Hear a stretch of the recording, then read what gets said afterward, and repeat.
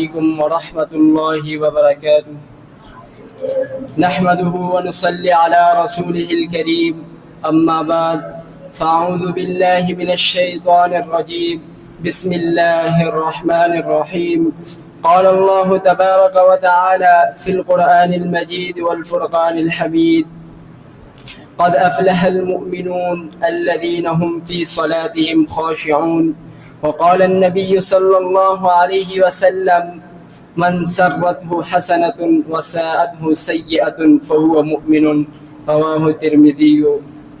سامعین کرام، دنیا میں ہر انسان کامیابی چاہتا ہے. کوئی مال کی کامیابی چاہتا ہے، کوئی دنیا کی آسائشوں کا کامیابی چاہتا ہے، کوئی دنیا کی شہرت کا کامیابی چاہتا ہے. لیکن اصل کامیابی قرآن مجید بتاتا ہے، اصل کامیابی ان ایمان والوں کے لیے ہے جن کے بارے میں اللہ تعالی نے فرمایا: قد افلح المؤمنون، یقیناً کامیاب ہو گئے وہ لوگ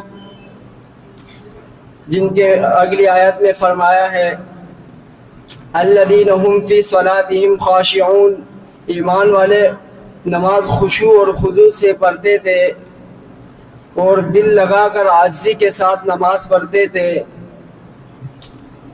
دوسری نشانی یہ ہے: والذین هم عن اللغو معرضون، وہ بات کرتے تھے تو جھوٹ نہیں بولتے تھے اور غیبت سے بھی دور رہتے تھے اور فضول باتوں سے بھی دور رہتے تھے.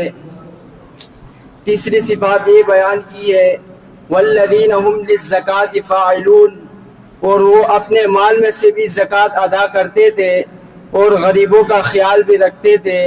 چوتھی نشانی یہ فرمایا ہے: والذین هم لفروجہم حافظون، وہ اپنی شرمگاہوں کی حفاظت کرتے تھے اور بے حیائی سے بچتے تھے.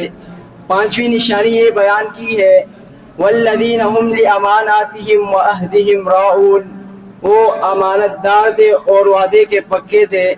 اسی طرح نبی علیہ السلام نے فرمایا کہ جو شخص نیکی کرے تو وہ اپنے نیکی پر خوش ہو جائے، اگر وہی شخص اگر برائی کرے تو اپنے برائی پہ دکھی ہو جائے تو فہو مؤمن، تو وہ سچا مومن ہے. اسی طرح نبی علیہ السلام نے فرمایا کہ جو شخص مجھے دو چیزوں کی ضمانت دے، ایک اپنی شرمگاہوں کی اور زبان کی، تو اس کے لیے جنت کی ضمانت ہے. سامعین کرام، دنیا کی کامیابی وقتی کامیابی ہے، اصل کامیابی ایمان والوں کے لیے ہے جن کے بارے میں رب نے قرآن میں فرمایا تھا: قد افلح المؤمنون. وآخر دعوانا ان الحمد للہ رب العالمین.